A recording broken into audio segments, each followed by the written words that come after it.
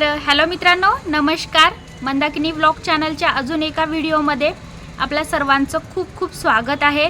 तर मित्रांनो, इतक्या दिवसापासून तुम्ही माझ्या व्हिडिओची आतुरतेने वाट पाहत असाल, परंतु माझा मोबाईल हा पाण्यामध्ये पडला असल्यामुळे मी इतक्या दिवस आपल्यासाठी कोणताही व्हिडिओ टाकू शकली नाही किंवा मी कोणता वनरक्षक भरतीबद्दल नवीन अपडेट आपल्यासाठी घेऊन येऊ शकली नाही. त्याच्याबद्दल मलाही खूप खंत वाटते. तुम्ही रनिंग करून करून भरतीची वाट पाहून पाहून सगळेजण थकले असाल, तर तुम्हाला आज मोटिवेट करण्यासाठी मी वनरक्षक भरतीबद्दल एक व्हिडिओ घेऊन आली आहे. तर चला आजच्या व्हिडिओला सुरुवात करूया. तर मित्रांनो, टायटल बघून तुम्हाला समजलंच असेल की आजचा व्हिडिओ हा कशासंबंधी आहे. तर मित्रांनो, आजचा व्हिडिओ हा वनरक्षक भरतीमध्ये कागदपत्रांची तपासणी कशी केली जाते किंवा त्या ठिकाणी कशा प्रकारचं पॅनल असतं यासंबंधीची माहिती मी तुम्हाला आजच्या व्हिडिओमध्ये देणार आहे. तर मित्रांनो, वनरक्षक भरती देत असताना तुमच्यापैकी बरेच जण हे असे आहेत की जे फर्स्ट टाईम भरती देत आहेत किंवा वनरक्षक भरतीबद्दल त्यांचा काहीच एक अनुभव नाही आहे. तर अशा मित्रांसाठी आजचा व्हिडिओ हा खूप उपयुक्त ठरणार आहे. तर माझा व्हिडिओ शेवटपर्यंत नक्की बघा. तुम्ही जर माझ्या व्हिडिओवर नवीन असाल किंवा तुम्ही माझ्या चॅनलवर नवीन असाल तर माझ्या चॅनलला सबस्क्राईब करा आणि व्हिडिओ आवडला तर माझ्या व्हिडिओला लाईक करा. तर मित्रांनो, आतापर्यंत ज्या पण वनरक्षक भरती झाल्या त्याच्यामध्ये काही अशा भरती झाल्या ज्याच्यामध्ये एक्झाम झाल्याबरोबर डायरेक्ट रनिंग न होता काही वेळा त्या ठिकाणी डॉक्युमेंट्स चेकिंगची पण प्रोसेस झाली. तर होऊ शकतं की आपल्या ह्या भरतीमध्ये रनिंगच्या अगोदर जर कागदपत्रांची तपासणी होणार असेल तर तुम्हाला त्यासंबंधी थोडीशी माहिती असायला हवी. तर मित्रांनो, कागदपत्राची तपासणी कशाप्रकारे केली जाते याबद्दल मी तुम्हाला माझा भरतीमधील अनुभव सांगणार आहे की माझ्या वेळेस कशा प्रकारचं पॅनल होतं, कशाप्रकारे कागदपत्र तपासली गेली, कशा प्रकारचे त्या ठिकाणी प्रश्न विचारतात किंवा कोणते कागदपत्र कमी असल्यास ते आपल्याला ती कागदपत्र बनवून आणण्यासाठी वेळ देतात. तर ह्याच सर्वांसंबंधी मी आपल्याला माहिती देईल. तर मित्रांनो, जेव्हा मी वनरक्षक भरती दिली त्यावेळेस माझे कागदपत्र तपासणीकरिता एक 4 लोकांचं मिळून एक पॅनल होतं त्या ठिकाणी.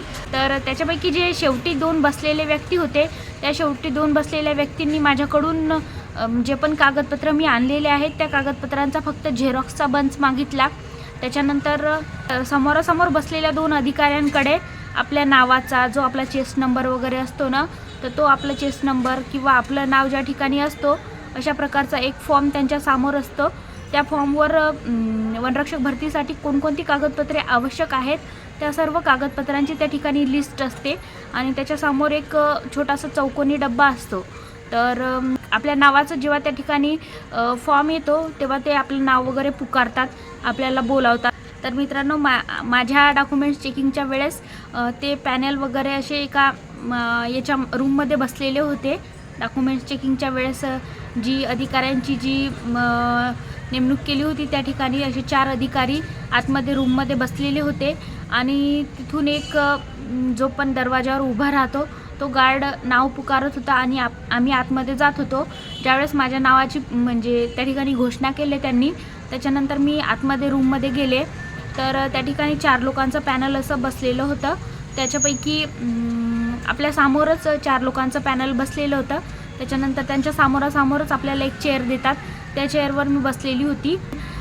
जे इकडच्या साईडला आणि इकडच्या साईडला म्हणजे दोघेजण मधात होते आणि दोघेजण अशा साईडने थोडे तिरप्या स्वरूपात बसलेले होते. जे तिरप्या स्वरूपात बसलेले जे अधिकारी होते त्या अधिकाऱ्यांनी सर्वप्रथम तर मला माझं पूर्ण नाव वाचून दाखवलं. माझं नाव वाचून दाखवल्यानंतर माझा चेस्ट नंबर त्यांनी सांगितला आणि मला म्हटलं की तुम्ही म्हणजे जे हे या ठिकाणी जे नाव लिहिलेलं आहे ते तुम्हीच आहेत का? तर त्याच्यावर मी उत्तर दिलं की हो सर. तर मग त्याच्यानंतर त्यांनी म्हटले की तुम्ही आणलेले जे डॉक्युमेंट्स आहेत तुमचे त्याच्यापैकी जे तुमच्याकडे झेरॉक्सचा बंच आहे तो झेरॉक्सचा बंच आमच्याकडे द्या. तर त्याच्यानंतर मी एक ओरिजिनल डॉक्युमेंट्स नेले होते आणि माझ्या वडिलांनी मला झेरॉक्सचे 2 बंच म्हणजे एकसारखे डॉक्युमेंट्स पण झेरॉक्सचे सेम असे 2 बंच त्यांनी बनवून दिलेले होते. तर मी त्याच्यापैकी एक बंच मी त्या अधिकाऱ्यांकडे दिला. त्याच्यानंतर त्यांनी पूर्ण म्हणजे त्यांच्याकडे सुद्धा एक तर त्यांच्याकडे सुद्धा सेम यांच्याकडे जसा फॉर्म होता आपल्या नावाचा आपल्या चेस्ट नंबरचा तसा त्यांच्याकडे सुद्धा एक फॉर्म होता.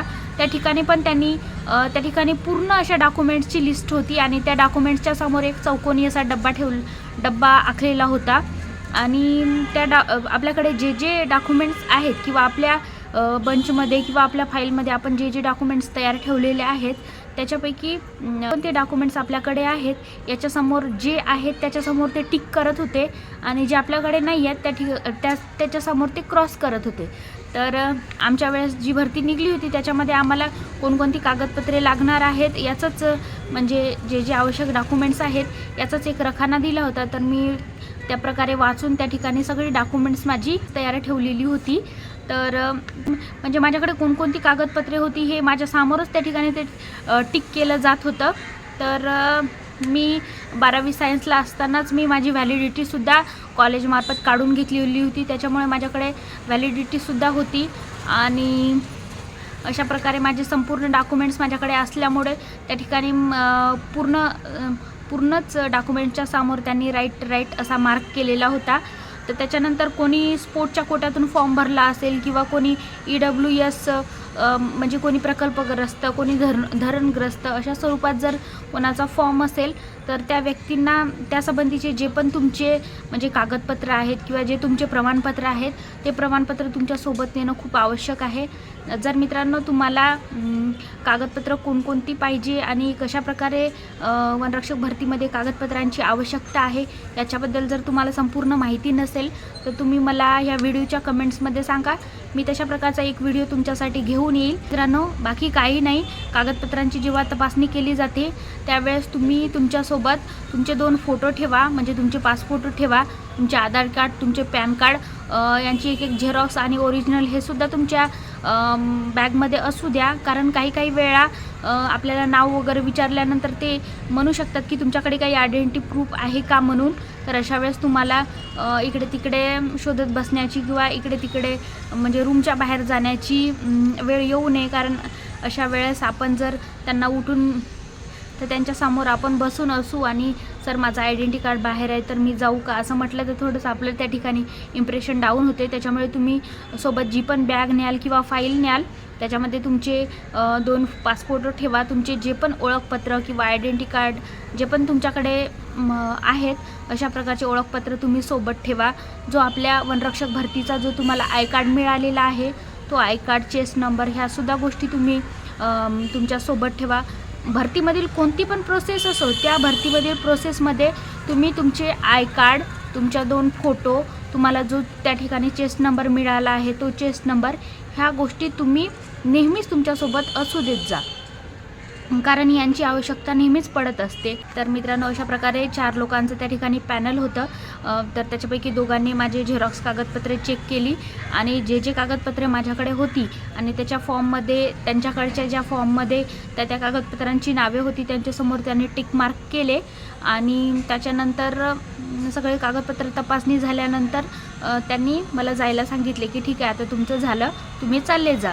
पण काही मुलांकडे कागदपत्रे कमी असतील किंवा कोणाला काही प्रॉब्लेम वगैरे असेल तर अशा ठिकाणी ते क्रॉस करतात आणि त्या ठिकाणी म्हणजे असमाधानकारक वगैरे असं लिहितात. तर त्याच्यामुळे तुम्ही अशी नौबत येऊ देऊ नका. तुमच्याकडे आता सध्या वेळ आहे तर तुम्ही तुमची सर्व कागदपत्रे वगैरे जमा करून ठेवा. जी कागदपत्रे लागणार आहेत त्याच्याबद्दल योग्य अशी माहिती कुठून भेटत असेल तर ती काढा. जर तुम्हाला ती माहिती नसेल तर मी नक्कीच तुमच्यासाठी ती माहिती काढून तसा व्हिडिओ बनवेल, तुम्ही मला कमेंट्समध्ये सांगा. तर चला मित्रांनो आजच्या व्हिडिओमध्ये एवढंच. जर आजचा व्हिडिओ आवडला तर माझ्या व्हिडिओला लाईक करा. आपण भेटू अजून एका पुढच्या व्हिडिओमध्ये.